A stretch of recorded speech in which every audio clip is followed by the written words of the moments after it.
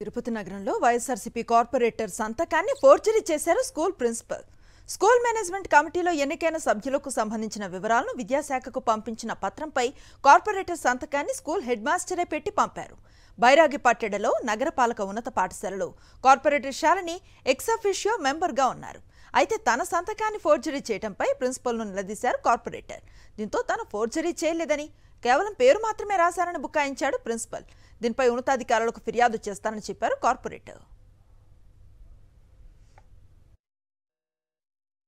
Election జరిగేటప్పుడు, విద్యా committee elections జరిగేటప్పుడు నేను ఇక్కడ కార్పొరేటర్ కాబట్టి నేను కోఆప్షన్ సభ్యులుగా కూడా స్కూల్లో నేను ఉంటాను. దాని ప్రకారం మాకు వాళ్ళు ఇంటిమేట్ చేశారు, ఇట్లా ఎలక్షన్ జరుగుతుంది అని చెప్పారు. దానికి మేము సరే అని చెప్పాము. ఎలక్షన్ అయిపోయిన తర్వాత మీరు మాకు ఒకసారి ఇంటిమేట్ చేయండి, వచ్చి మేము సైన్ చేయాలి కదా, మేము చేస్తామని కూడా చెప్తే వాళ్ళు ఎలక్షన్ చెప్పారు. అంతేగాని మాకు ఎలక్షన్ అయిన తర్వాత ఎటువంటి ఇన్ఫర్మేషన్స్ మాకు ఇవ్వలేదు.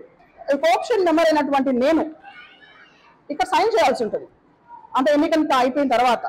ఆ సైన్ కూడా గౌరవ ఉపాధ్యాయులు, ప్రధాన ఉపాధ్యాయులు, హెడ్ మాస్టర్ గారు నా సైన్ ఫోర్జరీ చేశారు.